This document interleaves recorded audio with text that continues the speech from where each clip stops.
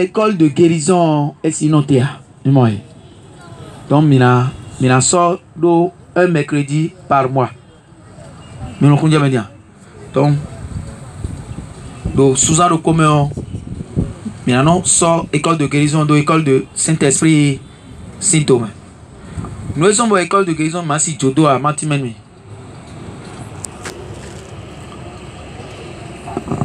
Nous sommes des enfants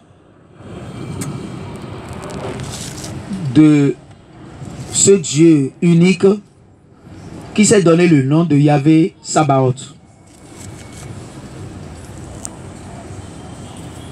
Ensuite, il s'est donné le nom de Yahvé Rapha. Cela signifie quoi? Yahvé Sabaoth signifie l'Éternel des armées, le guerrier redoutable d'Israël, le redoutable guerrier d'Israël.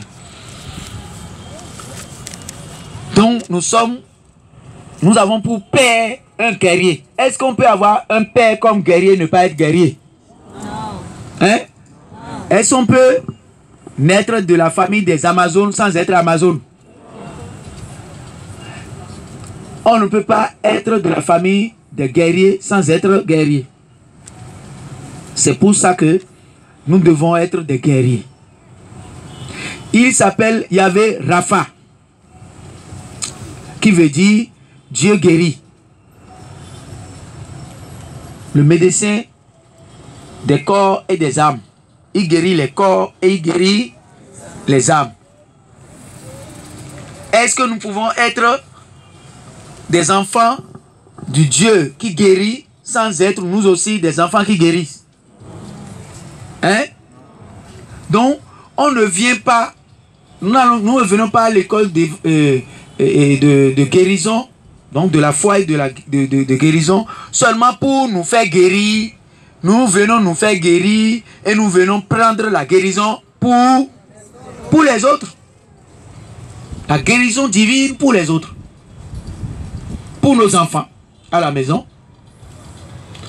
pour notre épouse, pour notre mari, pour les membres de notre famille, pour nos... comment on appelle ça là? Les gens de notre quartier, je me souviens, parce que j'ai eu un témoignage hier, et ça m'a rappelé quelque chose à Kadjeou,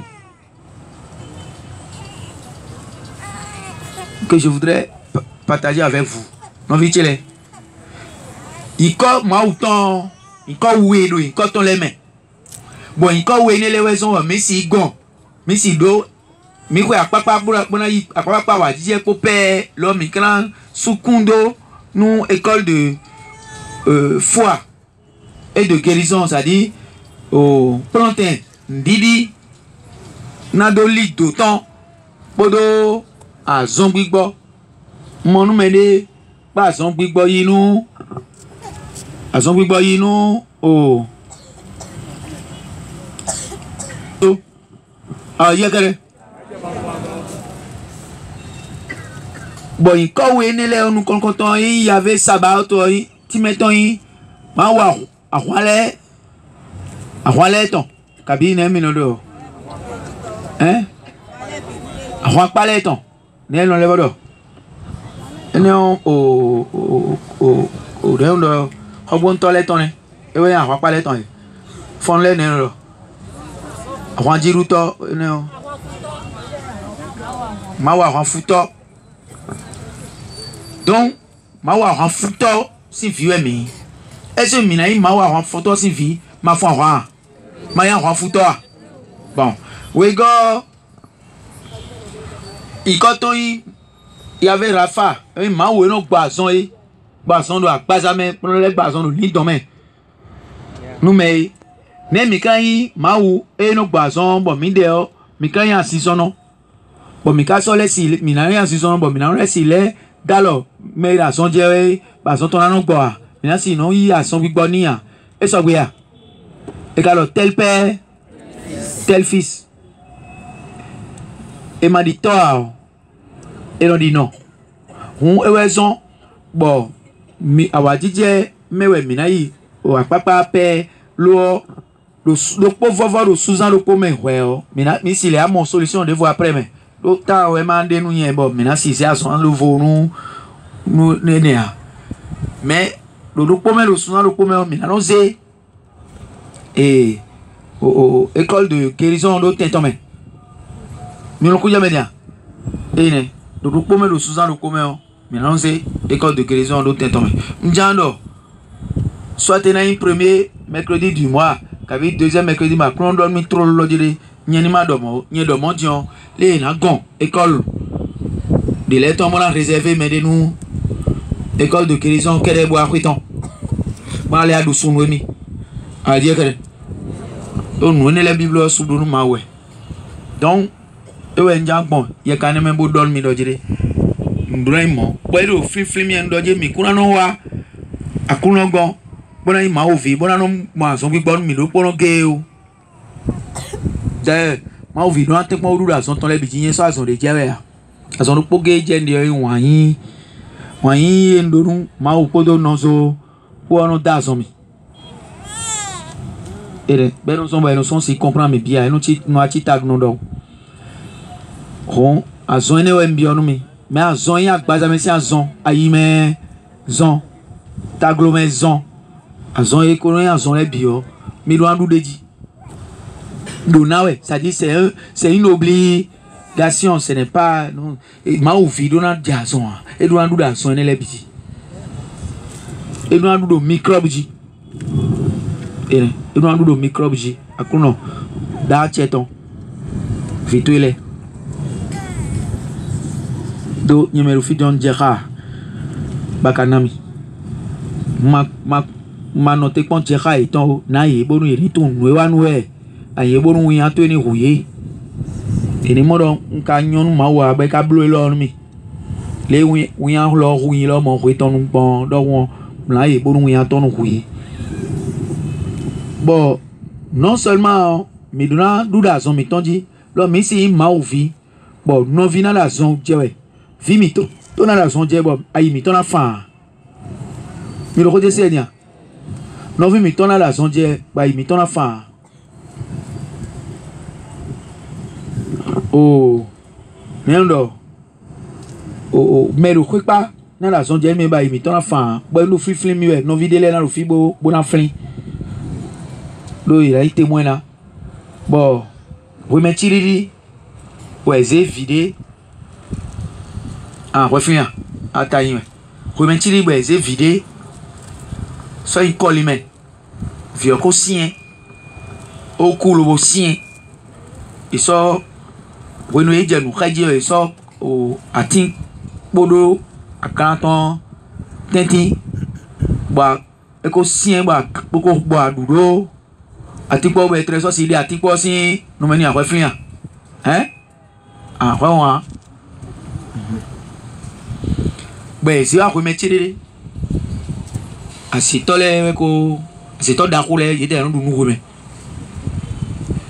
midi kavi 13h mais yo pas voulu ça mais yede no dunu donc mais quand les no se fi que c'est dédé remettre chiridi bon papa ton essaye colime do était tout cité vidé djebe yo khaynu yo cité vidé djebe bolo monsieur wa cité il me couille bien non mi be vi coucou le wa mi ame ah o mi ton fa mise yi mog vidé ko mise yi mog on mise yi cité ouais do bon yo papa do comme papa vodou noy et le kenesi et le vodou les puis do xoton ça boya sika a dire que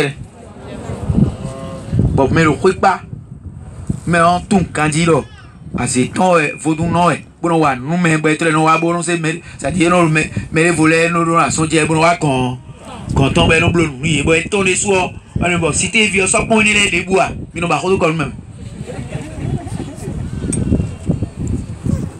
bon je sais mi bon c'est n'y tunde ya n'y le khosa tirondo khodo khamedi we no entretien khamedi pour dire Zingidi Besseji au grand taux Kakabo Amoroje Ewa au salon au cadre fil au et Maria Sinfon mais film pour le finir oh mais Coco si finir et nous il mort bon c'est on do tesi Zingidi we bon Kakabo Zingidi we tiro lewa sorti ndo bon chite bo hoyo momo e ko o papa ko hon bo so vios so ru kole me bo so amron come bon do dagia mon papa kere bo do cité vieux e je gudo ko me le biti hondo me ru sigi du ele ti hondo bon do dagia e lo ji viti we buka bonu dimbo bon cadeau na ziwa fibo yika lo jile do e bolo jile le yen ni se Jordan toto ko de imo se Jordan bon cadeau je fie jomi o e na se fiche wa e si jile do e de meleka we nton yo mo meme le po pepe le po pe yan foko bo jile do e bon no bonjour Dagbia, mi bien quoi gbebo. Eh oh, mi bien quoi gbia, mi bien quoi gbia.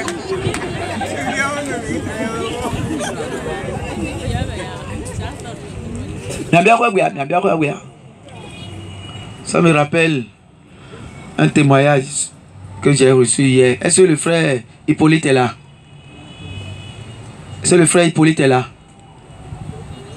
Ah, sois prêt hein, pour faire ton témoignage. Ah, j'ai que bon, et ben tu l'as eu, mi a bien quoi bien, mi a bien quoi bien, et il a dit vieux quoi, mais il a eu pasteur aussi, mi a roulé mi temps, mais il a eu pasteur aussi, bon non mi a eu pasteur aussi, mais bon bien quoi bien faut, et là yo, mi a bien quoi bien, mi défi, mi a déjà pasteur, bon non yo mi bon fait, bon bien comme boyi me yuende fo entre bloc bla boro ege ma be yewo me fio ko kuku e I me yuende fo boado mi se fio wa don papa lo ni se fio wa papa bi o me po fio po to po yin alo do fio ta aklondo akpon liton bon pa liton o tila teme le bikoro ali ko wiye blow yo belo nwe regado mon bo ilo mi de konia bon bio sis dans ciseaux bo sen ancien alini bo zen papa bolo ise data do meruton bo akuno do mi do mazeni yo ina soda po me e we blow toni bon no c'est ça bel amis bon il a mérité il a cité vidéo bon non il au seuil de atado mais bon il sensible sur la date bébé homme par contre le déton do mais wa no no kon bon no ton béton bon souvent il le pono bon dans le vieux tapo au vieux rock pareil il y a quoi dit den kamo chobo na lo ni so bi ko me ndo e te pon kawo de po si nu me ni po ni ma nu to me bonu e si agan ti o bo te pon kawo de si bo de vio be yo ndo aklon na de vio ton di bela papa ra ta fo zo me di nja gradie ni on bagwe on so vio so inte o a de vio o do e couvert do yeme si 3 jours moi donc une seule au téléphone à faire ton bloc une seule téléphone à faire ton bloc bon Jésus n'est pas bon bon andu sous là andu pas wa lo fidien belo dire donne à cette ni kawani et le noir bon yo asi bolo quand on perd mi mais quand on bon yo papa bien xom mais pour mon vieux bon là mon vieux ouais ya ou tiens bateau nduru ni et don nduru fio o fio mo ron trop tento a dia kere ben fini et mo mi du mere voton wa mi ton Jésus ro et mi ton ici menwe ba kuno do yule bodo ni do jere no e ma jo no e blede le do jo vodun do jo aze tondo o ja mi sa ije a ina hoye a dia kere mais fli no e je do ndo mo ni pon et là ah oui d'accord et ya mi sa na de meton bodo for yes na do yes o e de for yes o for ka o me e for yes po mo mo ho fo o le continuer vodun no ton a flin no e je ya mama alo me flin pede e do no e ma yi a mi sa e yo e na dudo a fi ton sin teme o a flin no de je ya me ka flin mais flin ouais flin ouais flin ouais non ouais alors ouais c'était ouais non ouais ouais c'est fille non do you putain non do you et le kaka me a photo boni bi e ma esa for do e kaka me et ça bien me hein Victor Beki di raison Beki ouais e bla accident bo ouais blom bi ben et si disons lien a Antonio mi va citer awan mi wa mi konkoton we ko mi wa aton ben no rien bon et wa a Antonio pour et prière bleu pour moi quand même a kondo ya mais ko ni vérifier eze ko iji pour mo be wezo a je kare jon fita kai glindo di e be wezo ko renu yo e o we fine e fide so ya ngbe a mi de ma so mo ni e no wa ro propo mi so no wa fi mo e no wa do propo we no wa do propo e o wa bebe a pona pe e podo mi si donc we flin nteje après ne e o de e do ni no nu be amisa nu be le jojo be amisa kiri po ni an fun ko ni se ko e ni an bo eku une semaine jour pour jour ça se passait. Sa fille était sauvée un mercredi je crois ou un mardi, c'était un jeudi mais il semble que le mercredi de la semaine qui suit lui-même vaudou non là il est mort. Et oui do mere voton et non dou ben dia ton me ko so no to ton ko kale ai so jonu Jésus a je kele donc nous egbe mi ton ne par exemple mi do kode me o a o viso si pachero come a kati o a mi do kati o ye yan so si lu baba do kati o a dide kaje won ye ma so do o baba du e dide saint-rite a fi dion ye ma so baba ko do mi no jire mi no fi mi wa fi boblo je crois un mois ouais jour pour jour bon au fi ba o fi sin meroko wa bo ren bo mon frère le bo je gami ton bande njan jonu a je que bon va do mi bo do ni wa mais njan jonu ni wa ka we wa ko ton bon miracle eucharistique pas en 19 miracles eucharistiques mi ka do c'est dernier hein les 19 miracles ou bien il y en a plus les frères, vous n'avez plus, c'est toujours là ah mi kho miracle si o mi na mo lo jire ai un danu na ide gbo ase a do gbo meme man Jésus si agbaza yin ai hundi danu de amen mi kho c'est dernier akulon de clé azon ko 19 foton ko ene do akpaza miton la miton de souffre vrai na we yi po won no huzu lan do nu ton na we fe ko yi Jésus baza pour nous cousu nous temps fait d'ailleurs moi si et il y a pour nous temps et bla misa et pour le cousu et le cardinal ouais et après vraiment vous play papa Jean-Paul Wega gon biro nous dit bebla misa et le cousu là nous temps papa Jean-Paul Wega les soit pour nous temps les et nous les pour mon là nous temps mais non tu y a pas aussi rondon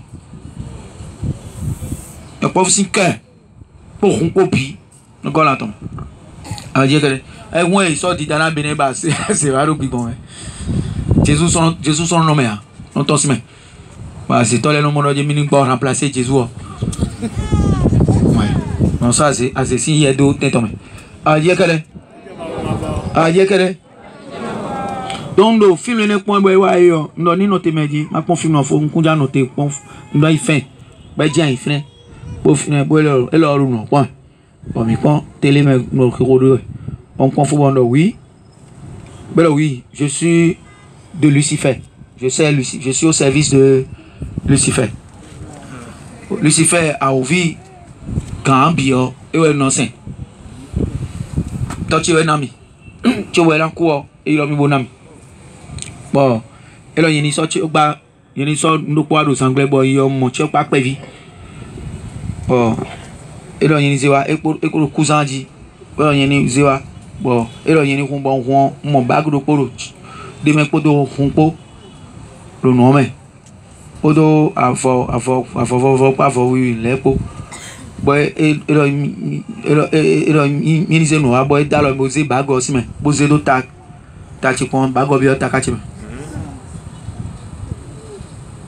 et le frère mais dans le fibre bon dans le fiole bague dans le taton non bague alors on dit bague mais de blement faut pour et le mini dark pas nous satan ni le bout pas ni mais non andé mais le na fin mi-temps ah je crée non mi na fin mi-temps mais et quand mi fait un billon boti si aussi fin là mais le dire ça mais oui les nous fait on lève au jeter tout mon webi maman les non tiene si vous nous fait mi-temps billon mon boti mon mais le dire ese o kan on ouais jan jodi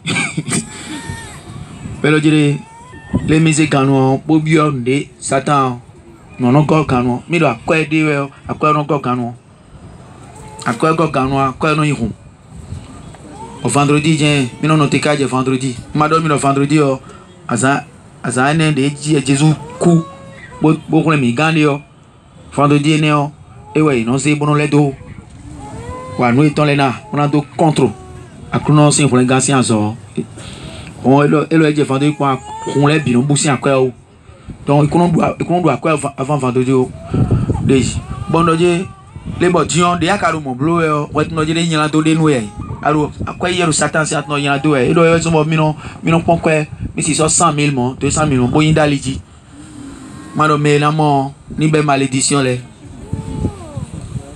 donc quand dormi des millions quoi moi aller quoi millions ko bien mi des dans j'ai qu'à dormir mais nous et mawa alors ma autonomie pour le temps dormir pour caser bon des nous mon à mon si un mois dio mon un mois dio et le un mois dio il moi mi dia mi ko so si dunu ya les gouvernements de Anakou c'est fini quand tu es Anakou si un mois dit bon un mois dit mi de va filmer ben si un mois dit tu fais mi de dion quelqu'un veut mi gala non sort mon ba ya dit quand on dit sort mon ba ya mano pe si di akra ndo fi dion on carré ne ru po ndo boutique de et non mi do boutique de GSM portable. Le portable mi-temps est très fort. Portable, et non les quoi, t'es tombé. Donc, et mi les quoi, c'est fini. Mino y drogue pour frontière nous libanais les. Ben qu'on moi mi les bon, mino c'est drogue, bon idée non t'es quoi mi le front au goût de tombeau. Mino t'as ça drogue, pour mettre qu'on moi mi les, bon mino c'est drogue oui. Bon, mais non, de pas mi-temps de même. À quoi de mi si fou. N'y a de nous de bouba dion. Mais n'y avait rien mi gant pendant nous te de bouba ya. Roland te le roya. Moi il nous s'attend si. Et quoi il dit à Valou. Encore te bien roudi. On te de bouba ya. Et là au micro mon pasteur de et je les pasteur au son mais do que l'église de l'eau son de me fini. Mais moi que fille de miena fini miena passer là. Ouais créer kaka qu'on peut beau derrière. Et mieux si vraiment vous pouvez me libérer si vous tout ce que vous voudrez là. Moi je veux vivre, je veux vivre pauvre mais je veux vivre. Mi pe mon aïe à toro di mais mi veut non ben. Mi konya ku il fallait penser non.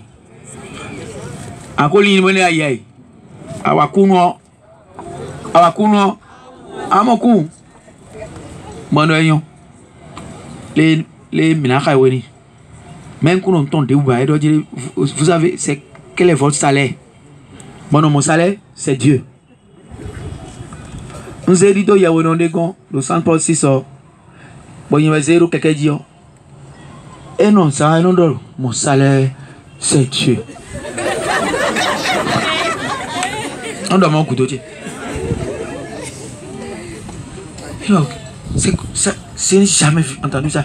Comment vous pouvez dire que mon salaire? Et vous vivez de quoi? Non, mon salaire c'est Dieu. Toi tu vis de quoi? C'est Dieu qui te fait vivre.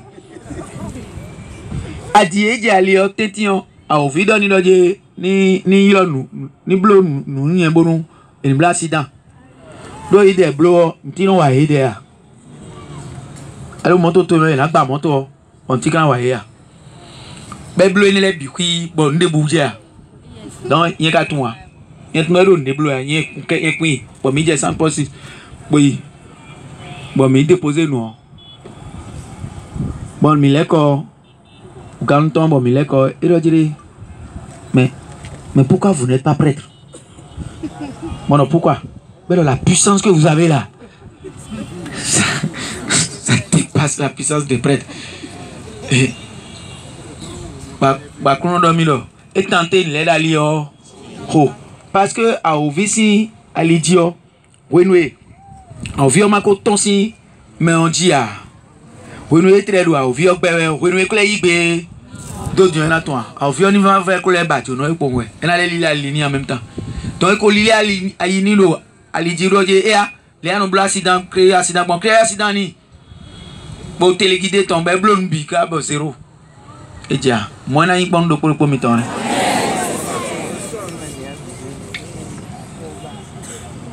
donc le fli wedi do a do quartier de yo on sait non do fli Nando di donne le au quartier de l'enfant.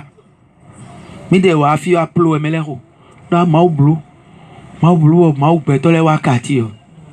Mau beto la quartier on wa fi lian. Mais le pas dormir dire il bleu azeto le bleu réunion do au cadre ne.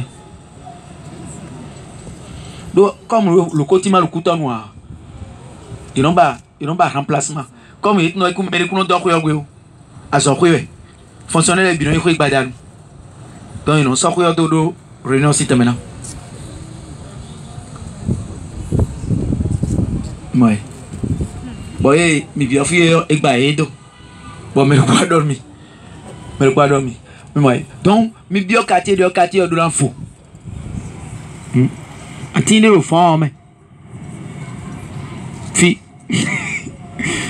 J'en dirais fi ah, maman.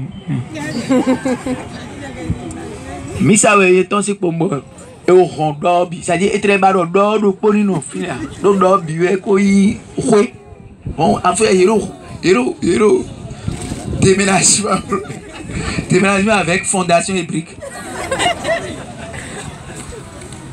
bon no était ouais camion no vite là idée ko nye to sa mi sa non saint sacrement pere bon idée ko wa ko bi je ko mon ah dagbe kado ati on ron câble do ron ya ti mo Claudien non élagué on sait à la ton les péré les moi le et c'est oui non c'est soudo ati on même boy la table ça mais non gros ça dit na isa dio Mon la table, nous avons un glos, et nous parlons à Ségan, à Sétan, et nous réseau, on s'est dit, on dit, il y a une sauve, il y a une Sophie, bon, on coûte dedans. Quand moi, ma soeur, il a été là, Sophie, et donc, nous faisons pas de la naïs, Sophie.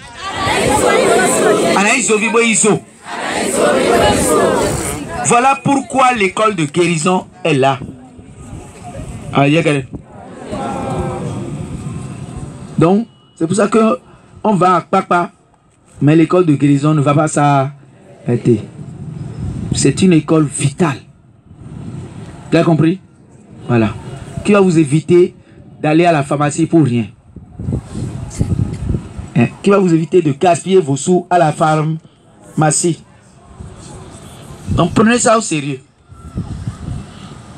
Et pour vous dire que ce n'est pas une question de frère Eric, je veux faire témoigner le frère Polika vient. À toi qu'on roule un témoignage.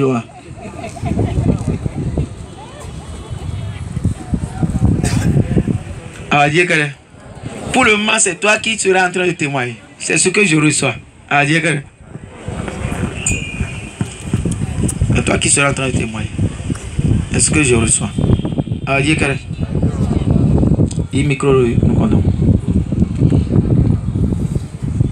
Dieu a dit dans Acte 8, Acte chapitre 1, verset 8, vous recevrez une puissance d'en haut, celle de Saint-Esprit, et vous serez mes témoins dans toute Jérusalem, dans toute la Judée et jusqu'à la Samarie et jusqu'aux confins de la terre. Donc c'est ça. On reçoit le Saint-Esprit pour être témoin. Parce que dès que vous recevez le Saint-Esprit se met en activité et en action. Et ces actions doivent être objet de témoignage. C'est comme ça. Donc, non, vimitons. Et la paton, bon, mais quoi de roton. Dieu est mon dieu, et que la cabine sort. Sort. Bon, de roni. Awaja kere. Awaja mama bo. Et so là et ouga ça dépasse l'entendement quoi. Oh si tezi no videle wa mi gon et là mina lo wa asiki da onu ye bon et do mina ko vinu ba blo nen de jinu ye donc we bi ko gbe yi yo mi ko invité en dia ni mo ko ni mo to ah we bi u nen o de dia me no bi che donc we bi ko gbe eje yo o ifio a bo se de pere mo mo mele pele gidi de fio boda ete ka di jo yi bona je fio ko won e mo mo vi yo ko vudere de comme donc vieux bon nous sommes à Zanton les amas de peau bon yo no to ka bo se wa hube bon grand-mère de ose vieux ozu bon ah yo no to hwe kaka bo to le do ho lo kuin e kun to ho yi ni sei we ba lo mewi me e mo no mewi ba me ba lo lanterne lumière mo e ba ko wo e mo mewi me ah e do mo mi ko mi no be ozi donc ye de vieux a hwe bon vieux no mo kaka je so jei 11 anele bon et à cité jei faut bien ko mo e fi ole e ne te be pon e donc et dit Jésus a so e en do a chebe bi o donc on que de prier et de prier comment et va c'est quoi papa ko maman ko que mi ka mi a ko de ha o vie ton a dit kamaro pere do mi no mo era igbo de no mo fi ra zeto e mi o do no yelo ko viene a zeto ne ma ko no gbe ne viene mo fi o bo ne no eje ho mi o kamaro gbe eje ho mi o kamaro gbe ko mi o do yelo ko o abume wi fi na yi mo na ga oh José village oh abume don José vio husu gbore gbo yo do sambo na gbo e ma gbo wa so mo vio le bebe na we donc papa wa yi be do ko ane bo je de no ga ne bo blu no ya blu de ne mi ko bo Donc, ese vieux bien homme. Mais il enlève 2 ans. Mes meilleurs n'enlèvent 2 ans. Et dans bien quand même, mes meilleurs n'ont rien pour 2 ans. Bon, il va forcer pour ni Dieu d'eau. Dieu de bien homme. Donc, et bien homme, et souvent. Et souvent. Et donc, pour nous confier. Donc, voyez, les frères, oui, ma tour, et ma tour. Et à tout, nous, nous disons des amis. Et tout témoignage des amis. Donc, et bien homme, et j'ai des rodiers, des rodiers, bois avec un con. 5 000 gros vieux, et donc, mais quand on a nous mettons. Mais quand on a quoi, même quand on s'y lève au Gigi, mais Rawa nous mettons bon mieux Gigi, et tu le mets tout donc, le feu est arrivé aujourd'hui. Le feu est arrivé aujourd'hui. Le Saint-Esprit est parmi nous aujourd'hui. Chantons Alléluia, le feu est arrivé. Chantons Alléluia, le feu est arrivé.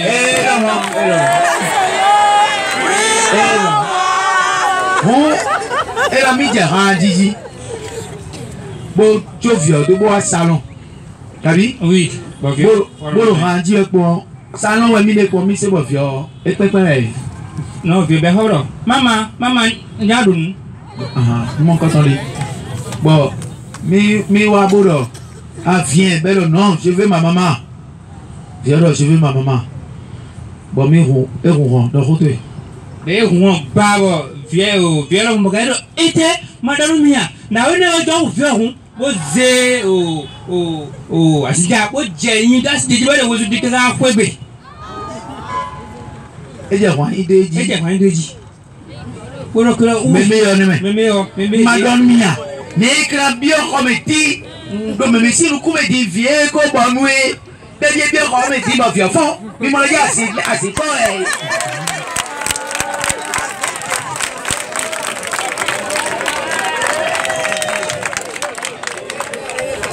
Assez naru, c'est très tabou naru kaje wone dia yi. Ah yeah.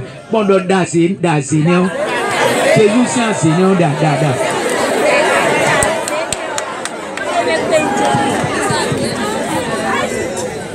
Bueno, ero wan ide pe o ka do ni lo mini do konu o parent le do yi ni be amisa bo wi bonu amisa kan je mi yo parent le jesu àwọn ni kule se ko ni wan titulaire di non, auxiliaire, oui. On est là, j'ai l'esprit de témoignage en moi. Je n'oublie jamais ce que Dieu a fait. Quand moi je parle, souvent, il y a des gens qui sont témoins avec des choses à la cité, mais parfois quand je parle, eux ils oublient. Mais moi je n'oublie pas. Parce que c'est pour ça que j'ai reçu le Saint-Esprit. Pour être témoin. Un témoin n'oublie pas son témoignage. Donc, il a boloje ni wa bo mi jan do ko yi omo ma do e kun do ko de buru fio bo lo kwa yin de we mo no kwa no ko we ai lo kwa fo mi bo mi ka don yi bo yi lo ni bo jo da me on do bo ni do ko nu yi o que e lo pere mi na ko na do e bi o e mi na se ko bo mi lo ko ku yi ko bo e kan na radio mi lo ni jedo mi ka mi na do do nu ko ton on nous est mis dans plan hier on doit y oui bon amisa bo Saint-Michel kabi Saint-Michel là bo médaille bo to konu fio on ne ko le ni bo to konu fiore bo mo na do ni mi de on ba noté e mi le do mo e mo je ro kwa to mi bo je mi e mi yorun e ka bo mi wa yi ko gbe bo me bio ende do ko mi ton le rozo nu Jésus mi jo mi de to mi setonu un Jésus boni so mi so rozo wan gantonu no vi mi ton le bonu mi ni won mi de pere renoncer à vous mais on aide e wa ko no se do chilena e wa no se to nu sina mi ro je se a mais on aide no viene on a dire que ko don mi boro jire o yeme wonu pamphile bio no vi mi ton le me on chevalier le melo o gba edo elile alinu ayinu yeme gege boyonu bon mais il y a on a tenu condoyer mais on bon il y a ouais sordo chef de la rébellion lion contre au dilo c'est-à-dire au à Coulonsi à Gouyeton kodo yen po ni don mi lo dire mene on à Coulon di xlé no vio ero ya we xa wi ko ya we xa we kodo frère do poporo fini bero ya we xa we o à Coulon di xlé lo dire no o ya we no mi ton rien ati pa fini boro be azon sin ati pa fio me boro be do la menu vio trop mon bash nous mon et mon bon bash et tout bash voici pour bon mais le côté c'est là ben mon filet comment et mon au sœur oui sœur de don dio et moi bon les mon sœur de vous la pas tomber il doit ouvrir nos villes non tout dire mais oh il y a des gars où il y a tout ya mais le côté c'est ça il a où ça veut dire que nous y pour finir à où les naro et tout est on est bon à counon clé bon il a où mais bon pas à counon clé bon il a où nous con tombe bon il y a vraiment l'autre bon il joue bon mais nous content de donner des ouais dans le temps ouais dans le temps quoi nous étant tout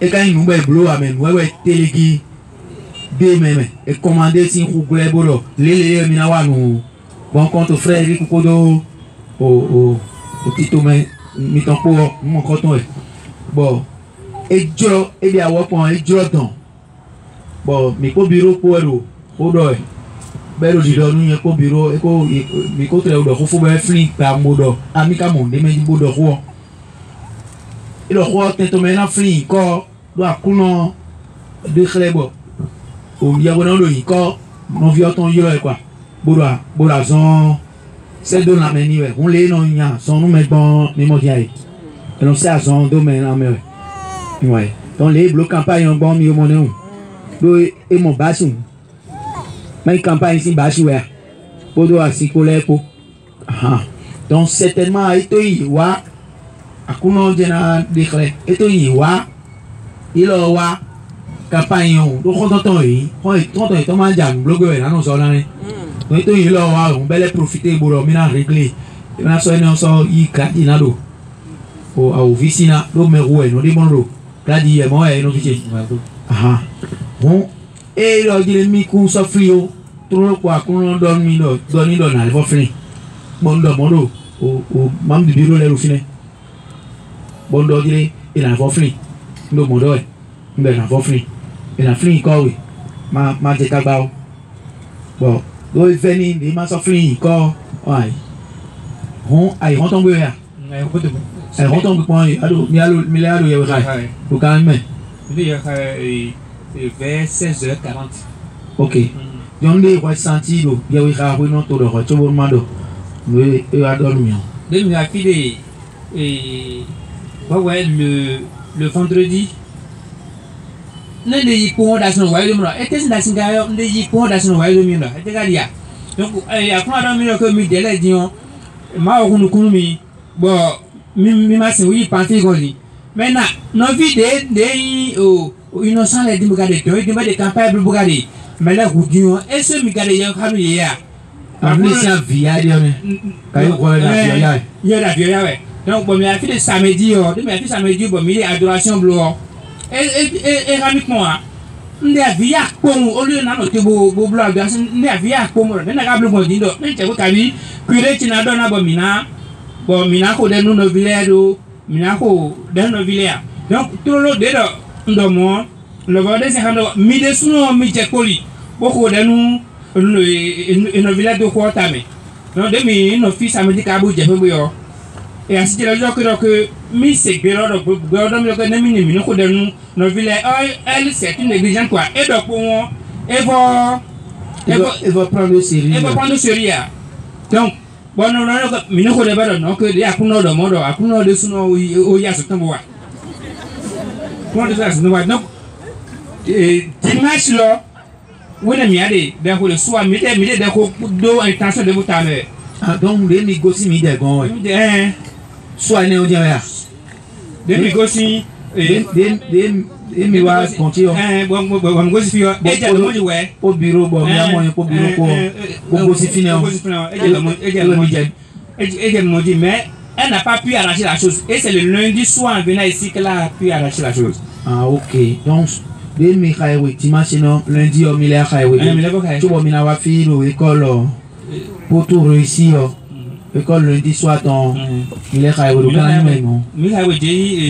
et 17h moins. Il y a un frère Ahmed qui est là, sa femme aussi est là. On était ensemble, on était pas. Mais il y a foncé, mais comme au deux chronomètres.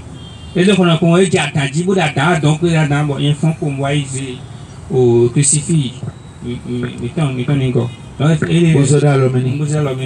Donne-moi la chose, donne-moi. Donc lui s'entêtait, Pamphile ne voulait pas donner.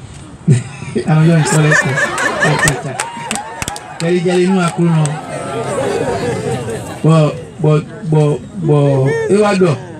Vous direz, écoutez, Clémy. Mais bon, des héros, il y a eu, Hawaii ou Jaffi, 17h, Ganton, mais blanc, mais bon. Écoutez, Clémy, à Kounon, écoutez, Clémy. Bon, cette fois-ci, et il y a un idalo à Botano. Jésus, idalo à Botano. Si on l'a beau, il y a coton. Mais mon cousin me dit. Donc, il est pas bleu de quoi père. Et que les mots là où mais il tombe père, bon, il est des mots. Les mots et mon bon d'ail, veille, bon, il est Jordan. Bon, tu vois, pour nous, les cas, ils ont mal dans et wa pour bleu et mais là, les ouais, non, mi comprends bien. Bon, il y a coton. On y corps et si tout. Il croit rien, il est tout mais il y a dit. Mais mon cousin me dit, oui, il y a corps. Il y a corps et il y a corps pour moi. Et lui, mais oui, si comme mais oui, il a soutenu ton contre mide quoi, c'est-à-dire et soutenu violon ni jet. Il y a renoncé contre. Mais à quoi tu m'aimes des tu m'aimes il faut et va le dire Johnny beaucoup. Donc il dit à Wobo chité. Ben les vos camions do et ne casiro frère Rico gon pour aller dominer des contre. À quoi au frère Rico pour gon bon. C'est-à-dire le double je bleu et le élève camion bio à quoi éco camion nous quand on va qu'on éco il mérite le fitile finetin les ouais o mimo que mener qu'on nous fine boyi donc élève camion quoi bio kabi midem c'est né mais c'est belle élève camion bio elle m'a dit ça donc élève do dire les né bon ikasido né bon et déclarer le frère Gomo les bodo mene gongbon aji akuno ba kuno do ndo dire me le fine tin lewe a me ko no fine da ile de lewe boko yiyo bo je ti ton lewe dion bo pon nous ebloni we edio vine we mo bon ekle mo bo o nene statuette de mon veille et mon bo di do c'est facile pour yo quand on me dit tu vas mourir dans 7 jours. Dans 7 jours, voilà. Bon, quand tout le monde tu vas mourir dans 7 jours. Bon, tu vas mourir dans 7 jours. Bon, mon doigt, fini, ouais, mon rond de Timothy, bon, boye, ton, boye, mon bio, si alors, ton médi, mais moi. Tu vas dire, mi, pas comme bon, donne-moi, et donc, ah, ouais, alors, tu me surveilles partout ou quoi? C'est Eric qui t'a encore envoyé. C'est Eric ou bien frère Eric qui t'a envoyé. Qui t'a envoyé. Bon, et Igbe. Bon, il est là, c'est bien là, le certainement, je ne sais pas. Et Igbe, non, ce n'est pas frère Eric, c'est Jésus miséricorde. Dieu. Donc, des domons. Et j'ai couteau, il dit. Bon, derrière toi, il y a le volcan divin. Des domons. Et moi, je suis dans le sang de Jésus et derrière toi il y a le volcan divin de 1000 de mon coin il y a moumou dit mi profiter venir le moumou au non ici alors tombe ah j'ai un non ici alors tombe et rond fini ouais et ouais demain donc et il y a non doit dire à mon lieu non la mon doit dire moi il y a non oui mais moi il y a non fait Mais comprenez, quand nous ayons dit que vous avez bleu bidon, et il y a dit amron, c'est comme ça que ça se passe. On appelle ça essage. L'essage, ça se produit de cette manière. Moi, j'avais déjà vu ça d'autres fois. Donc, on et on foncé en blanc, mais des millions, et foncé en blanc, mais dis-moi, mon là, l'autre un boussé, pour que c'est dit bon. Et c'est donc, nous avons des mains, et nous gladons. Bon, ouais, qu'est-ce qu'on dit? Mais vous avez un cadeau, vision en main, et nous m'en mais mon couille me dit. Donc, qu'est-ce qu'il dit? Bon, mais des temps, c'est posé au sac, mais posé à mi. Bon, on déjà fier d'eau, mais on dit trop l'eau, bon, ils sont bon, y aller à fier. Et déjà fier, les amis. Nous m'en couille à côté maintenant. Donc, ça veut dire quoi? Supposons que chacun de nous permet au Seigneur. Nous y allons. Donc, pour le coup, mettons le nom à clou, non. Mais somme, ils sont au gaglo, nous vitons les. Somme, ils sont au gaglo, nous, au Togouton. Somme, ils sont au gaglo, nous, Iglesia, ton, mais mon dieu, au vina, n'a pas clan de terre. Moi. Donc, c'est aussi pour ça que je ne veux pas que vous venez ici seulement pour chercher votre guérison à vous. Cessez d'être égoïste. Fiez mi pas de tchédjé dans bidéo. Et puis, mili, non, vi mi ton matre mo, si t'es si en lialé. J'ai caïdé ton balaou. Ah, j'ai mais maman, moi aussi en lialé, si ka et balaou. Ou milo, tout, mais le volet lié à quoi on doit, ah, et il y a ça de lié, mais. Et ben, les, ni pas, mais les, voiture blanche, TV, t'es blanche, non, d'autres. Et ben, ni quoi, pour rien, mais non, pas bon, des bêtes de ma soeur, de Yahweh, ou rien à son idée, son goye. Ce n'est plus moi qui vis, c'est le Christ qui vient en moi. Galates, chapitre 5, verset 20. Galates 2, pardon, verset 20. Bon, mina terminé, bois, qu'on a gomi. Donc, oui, et Dion, Robuto, ah, j'ai gagné. Nous nous connaissons. Pourquoi on voit qu'on a décidé de miséricorde tombe. Et vous avez un appareil de miséricorde tombe, bon ballon, ni réparer. Vous comprenez? Et mon tonou, mais laissez coup d'ailleurs. Dion, il a été pour mon tonou, on les gars, mais les temps. Bon, mi me bué qu'à quoi y a à toi, ah, j'ai gagné. Matre, mon tonou, mais les coups, mais quoi, mais vous me le nous. Au redo, mais blâmer, ah, j'ai gagné. Mais d'où mais encore, mais il a demandé mais encore bon mais biweko il est Éphésiens 4 en temps vous étiez ténèbres, maintenant vous êtes lumière, marchez comme des enfants de la lumière. D'ailleurs mi c'est flou disons mi oui c'est ça mi bon bon disons lui oui c'est ça c'est viron moi le colpo mi tona bon on mi bon nous on les gagne nous mais donc mais non vient de Dieu gars finalement qui comprend le Dieu pourquoi à quoi non dormi le Dieu ni ma do yewe raté mu yepere mais le beji weya mais le fini weya odo me ko yopo ni no fomo yewe ka ni ka lu yewe ka ni no yo yin ko ito fini wa mo jino jire yero o àwọn ton me ko we ino yo so ma kunu do ni no yo yin ko ito bon so yi so kule mi ni mo bon yin no yo yin ko ito tous les jours il m'a les mamies cabinet minoro si mi boble ni le bio nye gong yewe khali yeberea bon mle mo lo fini lo je akunondo kika mi do mi deche donc de ku si waye to certainement e ko san no vio fo boko jan so do yi galona kabi boya no vio na ko ro kwemonu we wo monu edi we bokoro nu so peut-être bona y repa bona y donu peut-être y won gando ah hoye mi adonu yo ati gbawe e do me le do mi ni do be mo lo jire ah mi boya o éliminer ye na le khasinu me kore ama Ben, on a profité, on a quoi attendre. Tout nous moya, mais si à mon congé, mais après. Et c'est quoi aux campagnes? Ben, on a profité pour ça, pour régler nos campagnes. Donc, nos vies, nous sommes bon. On va dire, disons, we go away là, comment on a détruit, menez-les. Mais on connaît bien.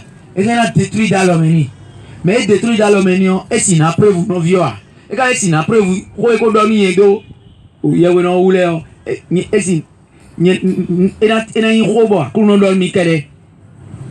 Mes compagnons, Hoda, qu'on donne mio, on ne m'a donné média, frère Dien, qu'on donne, Hona. Donc, et ne les bi, ouais sont bon, à Koulondo, qui clair, ouais, pour prévenir les nawe. Mais mon Dieu, nous avons fait une bonne séance. Donc, on a clé. Tu peux aller, mon frère, d'accord.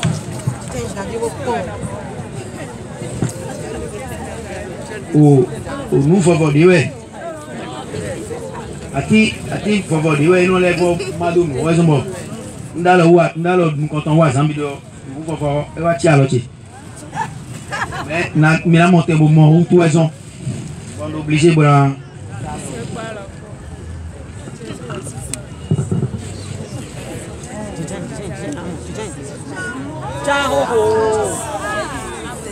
Oui. Oui. On débouche, mais alors on y dit. Non, mais l'India, mais nous m'y a dit on a sorti de nous. Nous vous sortez demain, on rentre vous sortez demain. C'est-à-dire tout est déjà détruit. Vous tenez. Maintenant mon temps au Haïti. Bon temps de black là. Et le lait exorcisé. T'es pas vie, ouais, blanc, lait, bouquin. On mire Jésus, oublie-moi. Alors, mire et c'est tout Jésus. Et c'est tout Jésus.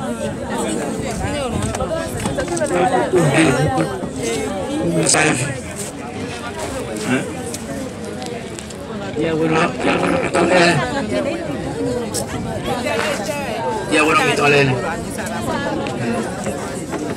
Oui, c'est ça.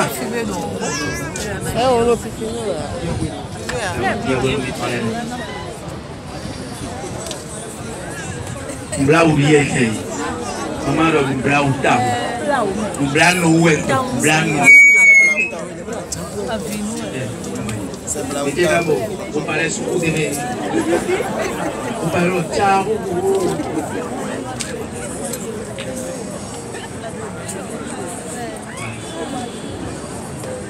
Vous voyez?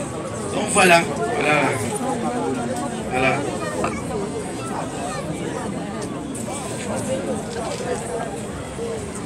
On est ici en citant, il est là, ni les voisins nous mis. En c'est mieux.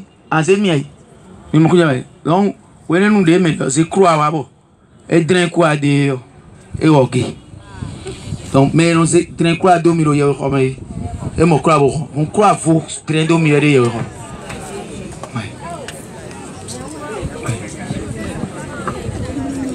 On non vitile. Mais si non mon pas on dit. Hein? Mais ma bosse c'est tout ma couleur noire. Parce que elle dit nous yeme on rouga nous où est dit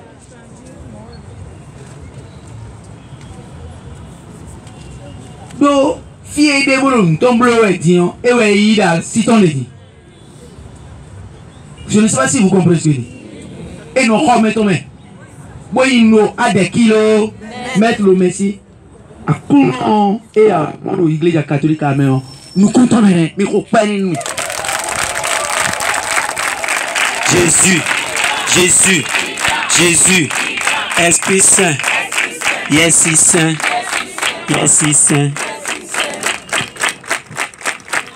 Jésus, il est au-dessus du temps et de l'espace. Il est omniscient, omniprésent, omnipotent. C'est-à-dire, il peut être partout présent. Et il peut te rendre, alors que tu es ici, il peut te rendre ailleurs. Moi, je sais de quoi, ça dit comment ça se passe. Bah, nos filles, bah, quand on a zéro, bodo wazo, on a nous zo. Alors, quand on a fille, bon, ça, nous, on a zéro zo. Bah, bon, on doit l'expérimenter. Le problème y est tourné. Il faut que vous expérimentez cela. Parce que c'est pour vous. C'est de votre race. L'homme non plus à côté nous. Jésus si comment adoré. Adore Jésus si comment à côté aussi nous.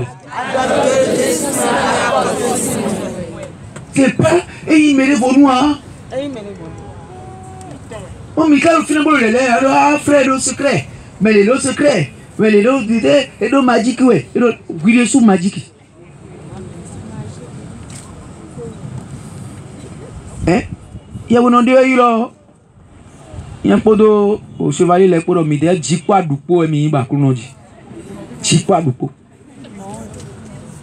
Donne-nous vers quoi d'autre? Jikwa dupo. Jikwa dupo. Awadu si kome. Awadu si kome. Oui. Tu n'es pas n'importe qui. Vous êtes fort, vous êtes puissant dans le Seigneur. Et je vais dire que le Seigneur non seulement est en train de ridiculiser tout, moi je ne l'appelle pas royaume, je l'appelle monde. Il y en a qui parlent de royaume des ténèbres, mais moi je l'appelle monde des ténèbres. Parce que pour moi, il n'y a qu'un seul royaume, c'est le royaume de Jésus-Christ. Il est en train de ridiculiser le monde des ténèbres. Il ridiculise le monde des ténèbres. Ensuite, il ridiculise les faux chrétiens. Dans la mesure où celle-là a connu le Seigneur maintenant, il n'y a pas longtemps. Pour dire que véritablement, il a connu le Seigneur par son premier jour à la cité de l'Immaculée où elle a été délivrée.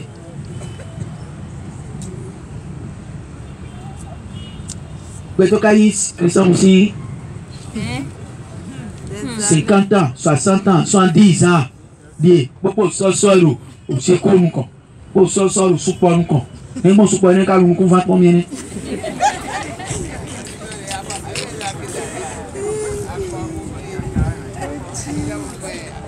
Car pour plaisir, c'est-à-dire, Jésus a dit le roi maintenant.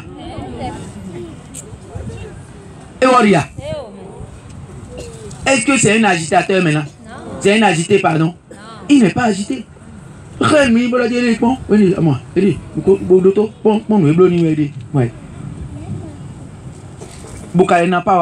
c'est Michel Lacan. Jésus c'est Michel Lacan. C'est Michel Lacan. C'est oui, c'est oui.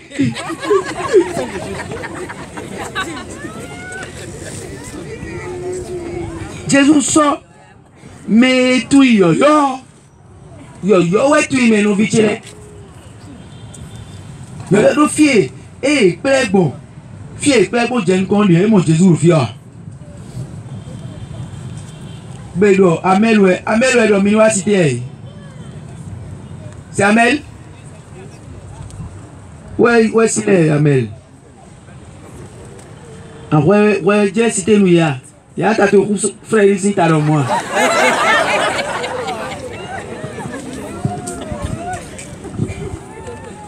Mais vous le redonnez, il doit citer, nous comptons, il doit dire que Jésus. Mais quand vous citez, vous citez, quand nous comptons dire que première assemblée de Romains, mais les lettres, nous les citer, citer l'autre, frère Rick de Mer, citer l'autre, citer l'autre, citer l'autre, mettons, et bien, il y a. Citer l'autre, mettons.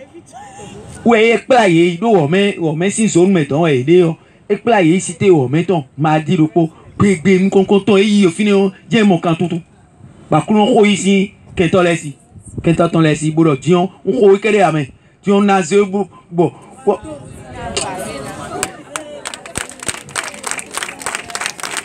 Naze bon de baedo. La baedo tie. Akulo. Elle a tourné. Non seulement donc elle n'a pas compté nous quand on ouais à goût une tobi. Noté viton la via à y violent au sali de Dieu. Akulo na so edo di sa de Dieu. C'est quoi? Maria na so pa. Atre sou bon e boy c'est quoi na so gros do pa.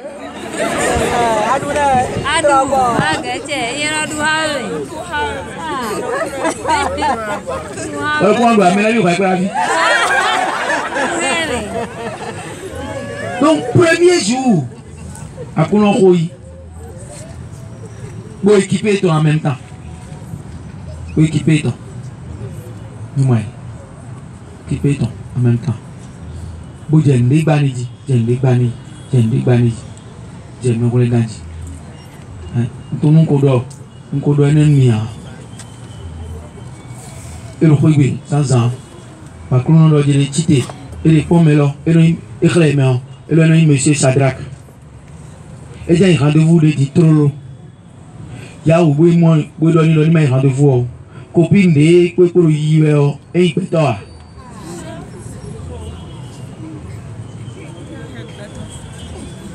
Bon, quand on voit, il en soit, et il rendez-vous naissant à Rubia, comment il y a dit. Belo trouver si mo mi janje belo nous yi o ya ku we kanazon amaya o bo idonia ke ka ti bo fala dunu bo itan e la ko yi rendez-vous fitewe aji e do ve diali odio na kwe ka bara ifiro ko bo bara kambioro fite ampulu to jire bon misi alio d'abord à souton moi et chompo bodido bel fite akwe e don jawe fite akwe amoy do aso de Jésus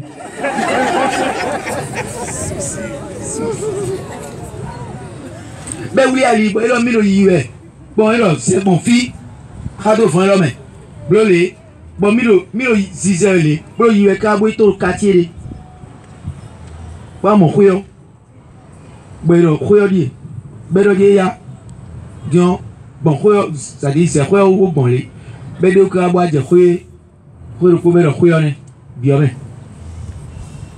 et biome trop pour me clair au moins ben ko son bi bo sa parfum au rendez-vous et qu'on a des motos tempo et da si borofi bo moyon de bo la si nagbe et quoi si ton nagbe ma dayon alors que au vieux ça à bazar violent ben tout bon des mois pour éblolé bonjour monsieur Sadrak ben monsieur Sadrak fite retour ici parce que akuno ikodi pour ironia ikodi me dit tout en ironia des non do ikop keke to dijo mame bon de ti o fi lo emlo ijinu me a ikodi ma ijinu ya vi a we doni hun me ti tu iko ni a asito e atu iko Jésus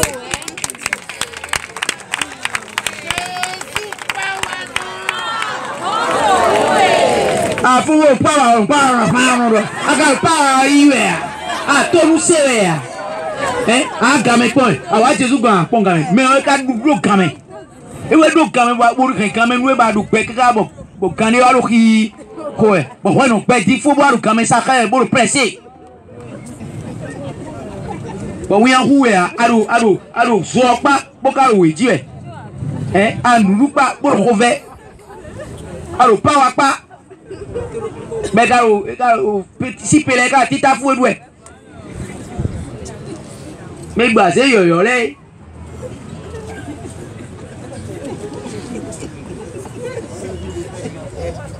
Bon, Et donc, on leur dit, mais personne ne me connaît ce nom-là. Comment toi, tu viens d'où? Et tu oses m'appeler Satan? Viens. Ben, il dit, moi, je ne veux rien dire. Tout ce que je veux te dire, tu vas à un rendez-vous. Et la personne chez qui tu vas, avec qui tu as un rendez-vous, s'appelle Margarina. Ben là, tu connais encore Margarina? Ben là, ne va pas. Si tu vas, tu auras des problèmes. Tu ne vas pas revenir. Ben là, comment tu peux me dire ça, Margarina? Ma chérie là. Non, et à mon vieux, on est comme. Mais là, il est chérie de pour moi. Ah, tant nous petit, mais. Bon. Ah non, moi je. Comment tu peux me dire ça? Ça c'est pas vrai. Ah, moi je t'ai dit, ne dis pas après qu'on t'a pas prévenu. Ne dis pas après qu'on t'a pas averti. Je dois dire, écoute. Maintenant, si je savais, il y a dormi. Il y a dormi. Pourquoi qu'on y bon, il est quoi? Mais tu habites où? Je vais te déposer. Attends, je vais te déposer. Tu vas pas me déposer. Mais il dit non, attends. Bon, deuxième moto. Bon, il est temps pour moi. Margarina. J'ai mis mon vent même.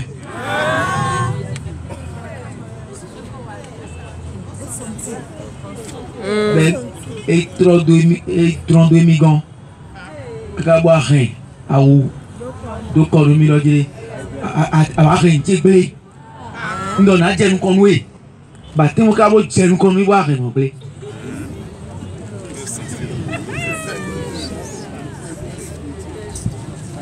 On d'ailleurs, des motos, dans les temps, on prend moment là.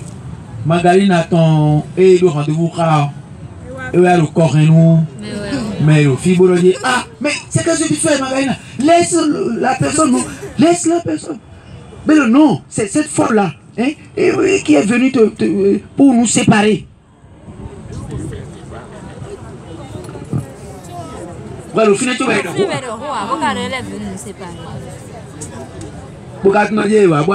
pour séparer.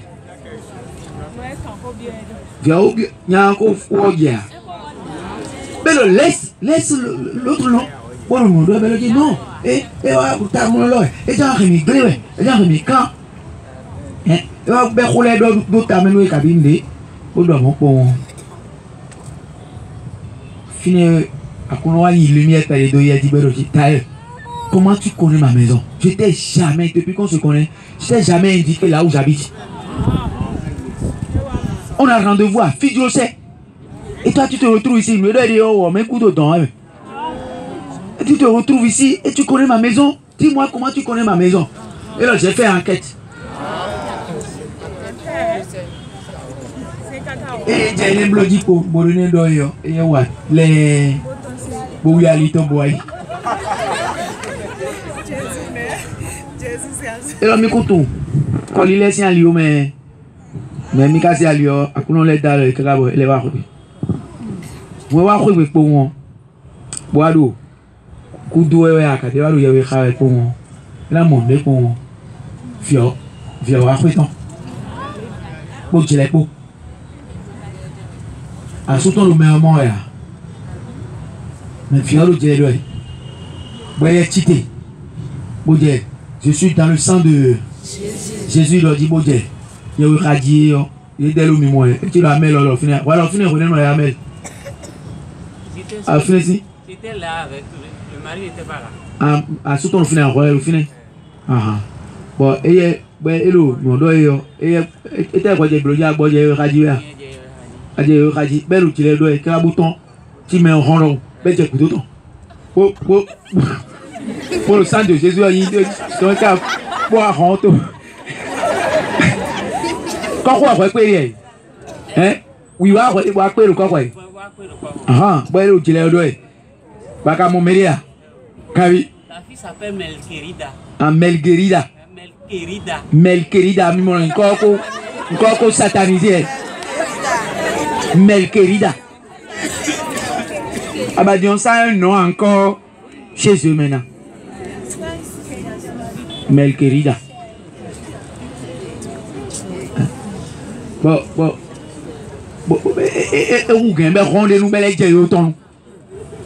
Vous voyez ce que Dieu peut faire de vous?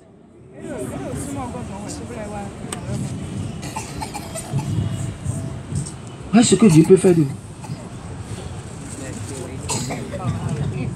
Non, à un moment donné, elle va passer à l'étape où on ne pourra même plus s'approcher d'elle. Ça, c'est le béaba. Que la majorité des chrétiens n'ont même pas. C'est le béaba. Elle me dit, il y a d'autres rails. Et tu me dis, pour moi. Elle me dit, pour moi. Il coach, il y a ici, il coach pour un besoin. Où est besoin? Il coach, il y a besoin. Alors, pas à mes mais c'est problème. Je suis leur problème. Vous devez être leur problème. Mais il y a un problème. Une calamité. Catastrophe. Vous devez être leur dégâts. Donc, les vous n'êtes pas n'importe qui. Vous êtes un feu. C'est sérieux, hein? C'est sérieux.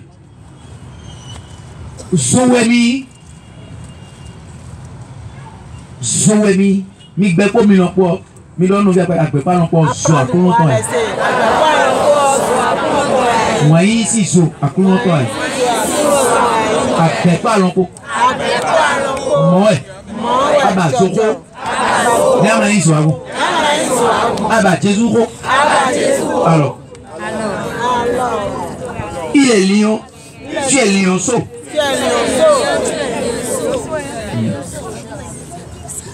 Tu es lion.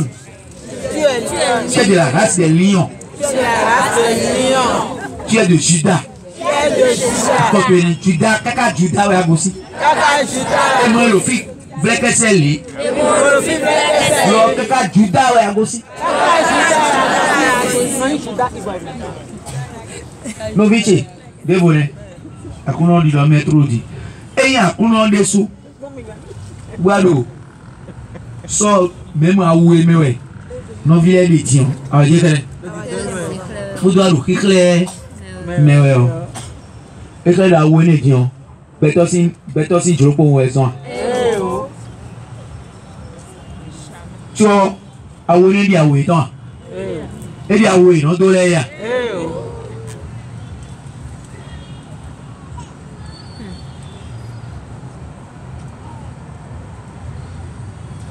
Si vous ne nous fibres d'or, et blaye, il y a soit 10 ans, il y a blague quand on les beaucoup d'or, dont nous menons yélo couméon, et ouais, non d'or, ben le dire à et suspendre au à où est ton cabine de bon d'or, où est malo, dire et vous avez malade. En fait, mais le final, ouais, il moi, mais va voir moi, ma. Et quoi ça les bons ah, et oui, ma, et vous c'est copiton, de rien, mais non.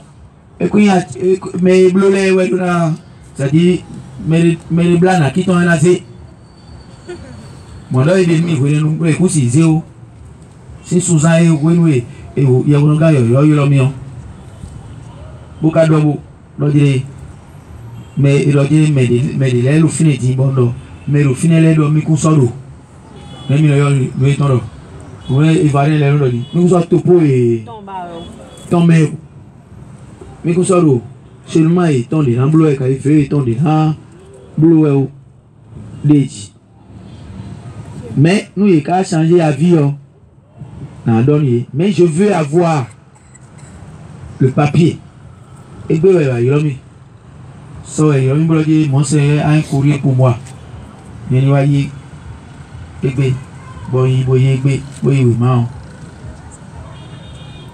donc, je ferai le papier comme une libération. Ah, dire que donc, le temps où il me dit, nous avons dit, et c'est où Emmanuel, début pour la fin. Elle a tout levé. Donc à début ben oui des c'est-à-dire il y a un temps pour do mais il y a sortes de les piscines. Moi soit vous photo par la sortie d'une photo tando au fauteuil. Moi il y a un gars qui dit au fauteuil. Le atadi. Bon quoi nous pour nous quand le corps de l'homme mais il prend évidemment. Bon il lance là quoi. Et lance il y a un gars donc à quoi il y a un gars pour les tomber dans des. Donc au fait mais les fins de là on a l'eau il donne qu'on doit madame il donne dit ah il clair dia ou bon ben photo les écrit non mieux. Donc et tirer pour le couteau toi ben on a le couteau dire et il faut que au vu de ce que les autres ont laissé que lui il demande qu'il n'y ait plus de signes distinctifs, il ne porte plus d'habits avec des signes distinctifs dans l'air. Bon tiwendo den do ko dire ouais akuno do fin mais bo dire nous mis les dalles ou est-ce que peut-être si do yin là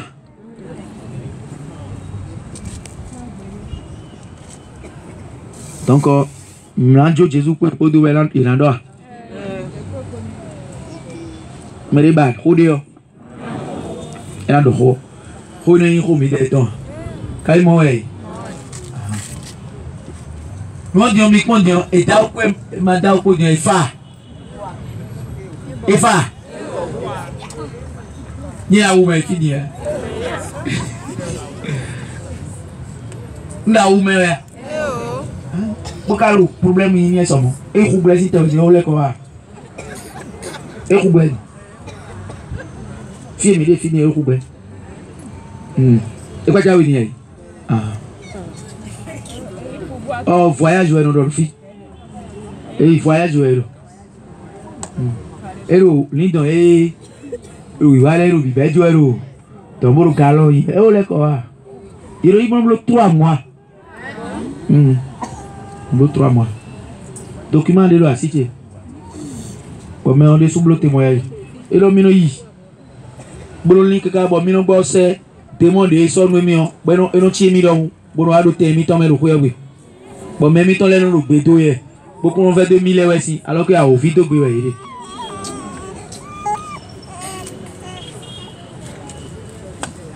Lui c'est un Camerounais. Un Camerounais. Ah j'ai quel donc, frères et sœurs, cette guerre n'est pas une guerre de la chair, c'est une guerre spirituelle. On ne peut pas rester dans la chair et gagner cette guerre. Non, c'est pas possible. C'est pas chair contre chair. C'est esprit contre esprit. Comment la chair peut quelque chose contre l'esprit? La chair ne peut rien contre l'esprit. Est-ce que c'est dans la chair qu'on a arraché ça là maintenant? Pas arracher ça dans la chair.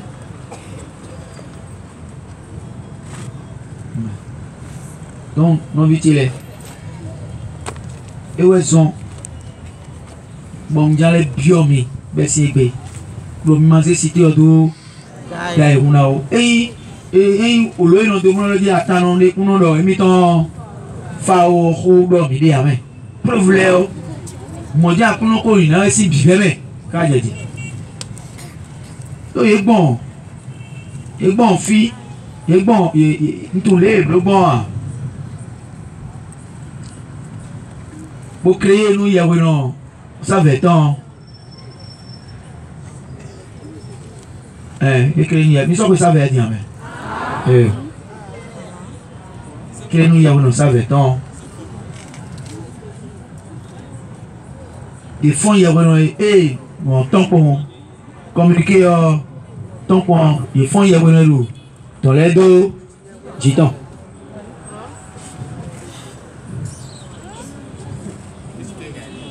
bon mon y avoir un gars de ni maïbe y avoir un gars très tout mais fia et le Canada et le Et donc, ça devrait dire moi, les tirer, les affecter ton. Mais qu'on va là, et qu'on va y le paraît-il que le tout mais le savait ton. Parce qu'un autre roi. Le nom Hayawi.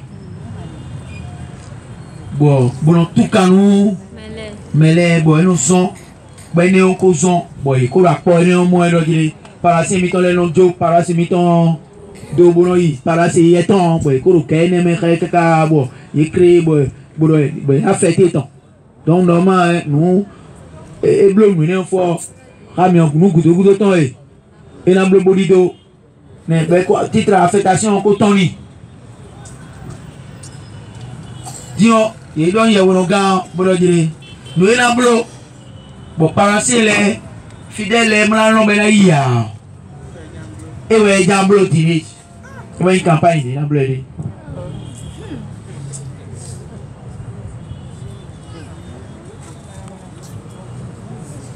Comme ça, bon, nous sommes fidèles, les enfants. Malheureusement, écoute, il y a un ennemi, si fio, tout raison, ben, il y a un bleu, ça dit que d'accord bien bleu et nous tombe bleu pas ton dio et au bleu de voyi radio point nous non jamais dit et quand bleu grand croisade d'évangélisation de point et il y a qu'un ton né en bleu bebonu oh les ayons bon les ayons bodo ron Jésus ton bon et n'a déclaré bon fidèle les cousins ballon mi au bon enfant que nous l'a créé ouais des né y a nos gars malon ben maïbe ou le bloc campagne néo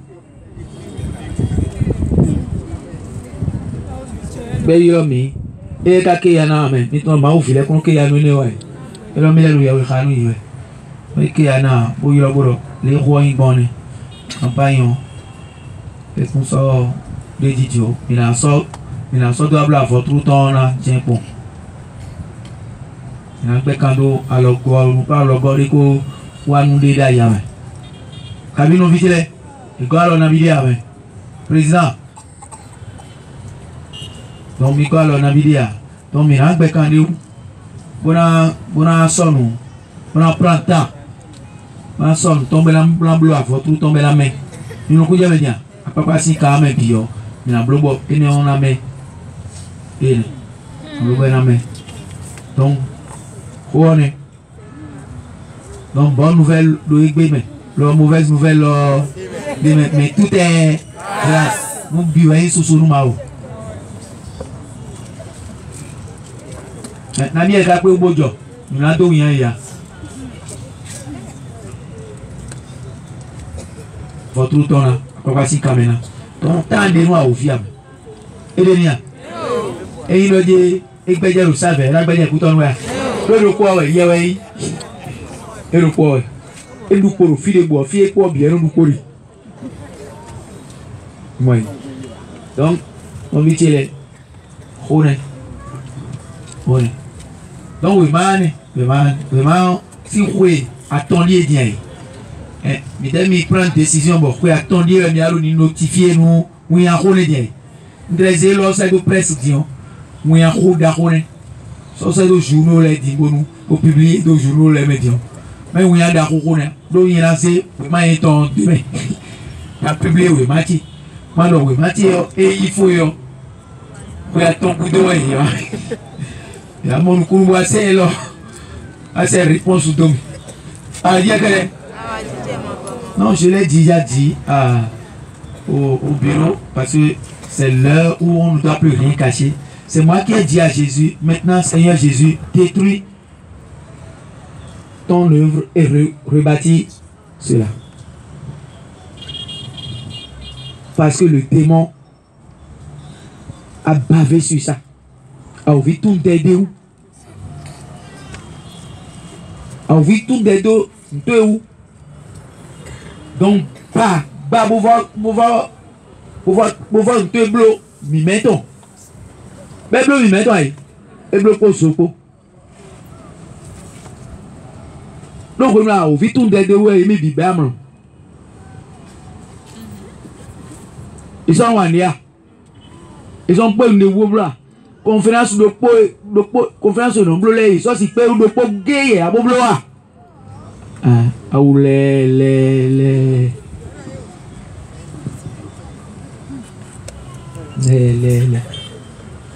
et si plein de vous bobloa car on connaît pas ti et bloa tant qu'à des gars il y a et au vibio non mais tout d'aider et ti zone zobi bon da kuno gba fiondo bo ba fro mi on to e fro aga bi fro e fro aga bi fro mai chevalier do ponero o me dimboro kaka zo a je gele zo we de be no vi do fi mi tre de o mi no je nde kuna ho jije o nde kuna wa mi le go zo we do kudo bi ba kuno kari de derut kudo nous errons na idée et Eric l'anima support milo ina support kaka ina support bo Jésus le ro haya azanwa Jésus le na ti azanwa don là il n'est pas dans azanwa c'est awure ah oui mais ah yega azanwa oui wa ton poids à ton fumi maya à ton fumi maya tu ne comprends pas fond à ton azanwa fait koto de non ben non ils ont formé au escalier bon tour ils ont réaidé ils ont formé bon tour ah et roulement ouais Jésus ton les siens où est les donc au akuna malheureux nous au Jérémie ouais et le ali le quoi bon moi attends le ali qui est là bon le donc nous errons na idée et donc yao malon pédéo yao et donc moni le coupe malon pédéo il bien même au bado tisonouye mais chevalier dit ils ont sorti dans mais aussi tisonouye derrière somati ouais golf et rouga golf FM somati radio somati moi là et là rouga radio somati donc c'est ça frères et sœurs je veux vous dire d'être fiers d'être catholique. Donc nous vient pas dire sois fier d'être chrétien catholique. Bon catholique a bien yon non go demain non go. Non tremblo go demain. Allô, nous des pommes. Pas wa nous laisser merde. Mion et si merde. Et ouais sont mieux merde, ils sont dit oui. Awa no a charger million. Ko wo no kanga bio.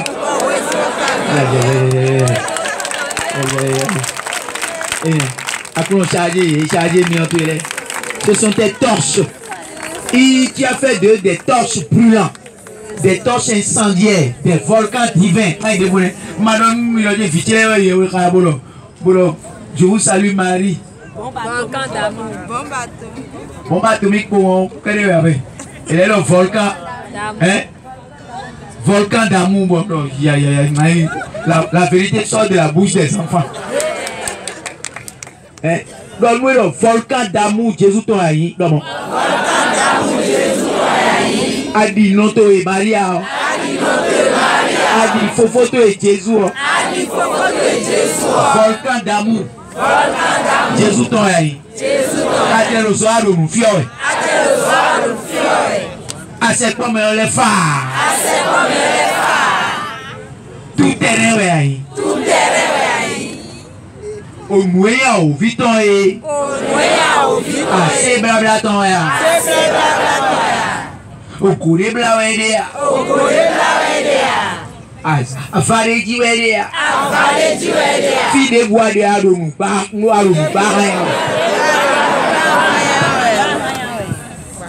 Hiroshima Jésus ton bombe atomique Hiroshima ton Et ouais, et il a un bas, t'es le bon, mais pour moi.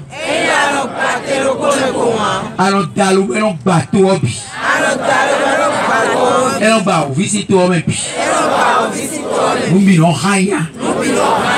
Nous viens à Kuno. Oui, à Kuno Jodo Belou, tout le monde a visité Léo et le dit il doit vivre le peloton. Bon, nous le disait télé, il a un bimondo. Vitre même télé, l'écran donc. Ah, il y a que. Bon, nous, il y a oui. Bon, ça, nous étant. Solo, il y a un catholique. Quand il passe, il dit bon passeur, il y a un râle, il y a un bleu pour vitre en bas. Pourquoi maintenant? Bon, vous m'aider combien? Mais moi, il y a pas vitre.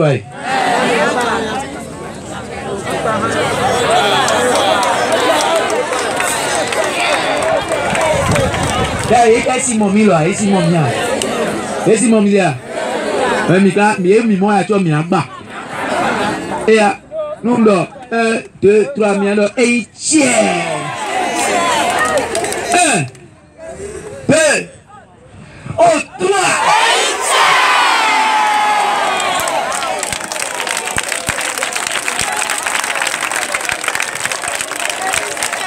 Soyez heureux d'être enfant de Dieu. C'est trop bon. C'est trop bon d'être enfant de Jésus-Christ. On a Satan dans la main comme ça. Et on reste écrit donc.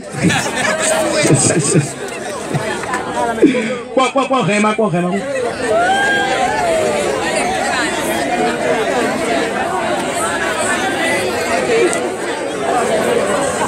Et les pinces où elle est. Son pince où elle est, deux ditons. Et yo nous massé.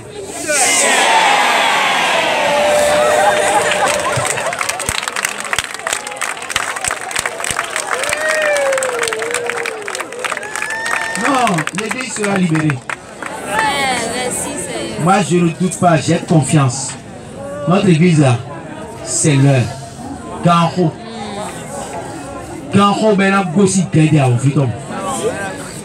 Avec ou sans les autorités, avec ou sans les prêtres, Jésus va faire cette affaire-là. Donc, moment, c'est.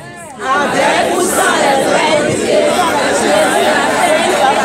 il est déjà en train.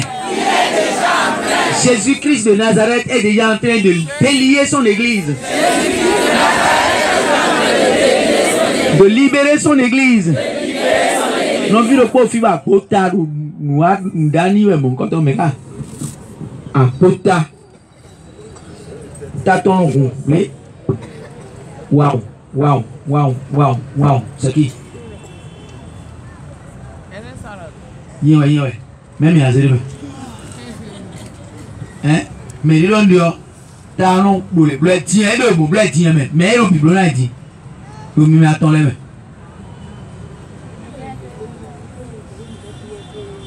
Mais ça, le biberon va dire. Hein? Mais bien, bon, l'homme est aussi moins, ouais. Et non, donc. Mais le biberon là, dit. Et le biberon, ouais, dit. Et le biberon, ouais, là, moi, dit. C'est ça? Dit. Ah.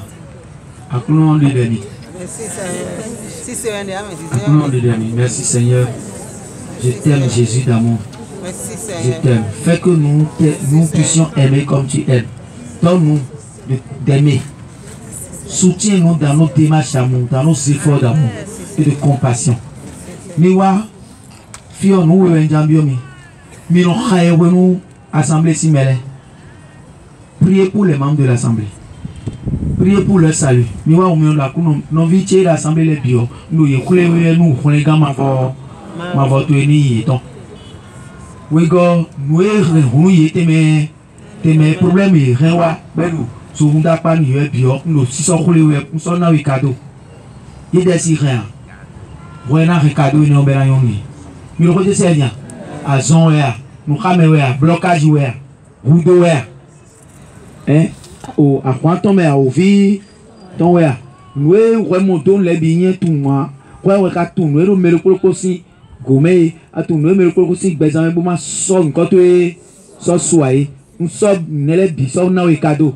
Mino khaye nous mais les mino mide pere ba pon le akunna blon mi bon mino ko se bien mino mide pere ba pon le akunna blon mi bon we go we ino jile no vide akunna do na ye boy lo début de parole en langue boy non senti lo je nous et to non blon mouvement bon do no po pepe kabi no ti lo iro de kuku do won on dit là il a dit bédébo mon bleu yang bédébo est tout yeni balan do gbe yo ça dit fond gbe we ici yo yeni khunu mo je fond gbe yo doji kabi au français gbe yo yeni khunu mo je français gbe yo doji il a senti lo je ija gbe yo do gbe ko nu e to mon bleu gbe yo ça ton si nous et so igbe na do e yo na ton e fond gbe na do e yo fond gbe yo Nato un français belando et français nato bédé ya c'est on diando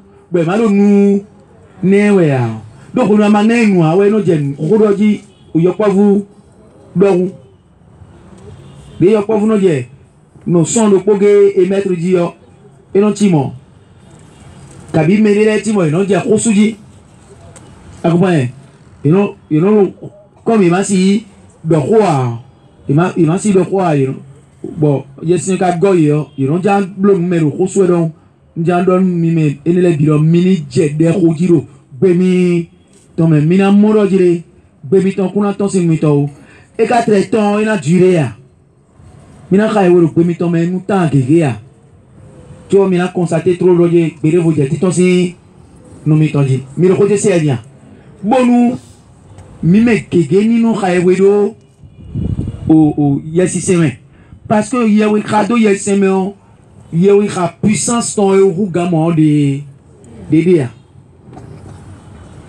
mais de les nodo di do yege o lili tele o jetuo e ka kuno karo o de khonien de osedian o alugi tio e kado de o neondo jitine maka so la su khodian bo su blene Bonuye maru lete khole dibo dido ya yiro de jiro mi khaye ya alors que wenwe yesi bedelo nuto yo lilie da itwe melewe do ki khole we mi do khode se li de wa mo da itwe mele we do e na khole ka bo de ma itwe ma mo ba khwe ya ale khole bi do tatwe c'est dans Romains 8 verset 26 à 27. Mais c'est bien. Donc, dans ma so, où est les dos? Bon, et le Yahweh Khaïlou. Donc, et tu as dit que le Yahweh Khaïlou, ben non Khaïlou, oui, vous croyez pas non non Kha, car il y a la sommet en dobo, on a Kha doit y mettre quoi? Alors Yahweh Khaïlou, il y a 6 médailles y met. Donc, belé vos médailles y te met. Mais non quoi? Mais non Kha support à base attention de rendre le titan. Kakabo, maintenant, soit base attention, nous prenons le titan. Et non Lindo ton flado a bazaji. Bo yesi se no gwe. Bo munde bu no si se kwa. A o visi nde si se kwa. Mi lo ko te se nya. A jesi nde u si se kwa. We go noi nu teme boy nu. Boy aito mana ya mo ala aito na no mo bibebe. Do a baza no litame kracho no mo solution na bi dia. Lo yesi se no na solution le trop. Donc partout je peux prier. Pourvu que quand je suis au milieu des gens, je pense à avec l'Esprit Saint de prier en bas ou ça dit dans mon cœur. Donc on peut prier en langue dans le cœur, sans ouvrir la bouche. Mais quand je suis seul, je peux prier. Seul dans mon bureau, je peux prier en langue. Sans trop crier. C'est tel que je veux prier que je pense seulement et l'Esprit Saint accepte. Si je ne veux pas crier, il suffit de penser que je ne veux pas prier et l'Esprit Saint, il ne retourne de Paris. Quand son micro a mis. Quand je pense que je dois prier en bas, alors l'Esprit Saint commence à prier en bas tout de suite. C'est aussitôt. Des mbagons, l'impo, c'est non respecté à son pas son point. Bon, mais non, il y a beaucoup de gens. Moi, Thomas Roubino, ah, il a ces bêtises. Non, des dieux mi bon, ouais, mina kayo. Ah, misa ouais, mina don yesendo. Et voilà kayo la misa rami. et ben la ka fo nous mito ni do monio et la jeji mi ka do moni ou mi jo contrôle takaton do et que quand do le dian et ka blo le dian ka do na préciser lo no akuru no me mi ro ni blo akuru na yo yes na do e ko tun lebi nous so si wa ndero fina quand vous voulez tout contrôler contrôlez vos prières contrôlez. Alors moi je veux que nous devenions une assemblée de plus en plus priante en esprit et en vérité. Car nous, il n'y a rien à faire. Le Seigneur veut nous utiliser pour libérer son église. Vous pouvez marquer. Il est en train déjà. Il est en train de libérer déjà l'église. Et ça va faire gâte. Ça va laisser des traces. Mais le côté ça va laisser des traces. Et donc nous vient à pathologie. À son et à rien à faire dîner. À foutre encore ici comme nous. Le frère Bédi, ouais. Et si on me dit, nous t'as fait mes pour ou toi. À côté de mes frères pour ou toi. Et ou à boire tiens son lait. Et ou à black colis et ton. Bon, ma soeur, il même au sol, il faut le m'a dit ou tout. Mais les timons, tant qu'il m'a opposé à son état, si problème, loyer, nous fraider, kabi nous m'aider à aider, nous m'aider à qu'on free mito. Si mais que des millions mon fils moi mais il faut dire on peut t'en avoir un frère jamumi. Moi, on a bleu moi yo, à des tous menés, à des si collier mais allez y tourner. Et donc on soit y tourner ko ici, à si tu veux regarder un problème t'en poser B. Donc nous vient pas te le dire et que ici en si tu es malade poser problème ton. Doa mano akpakpa asi jawe na bia. Dili aja akpakpa re aja we na bia.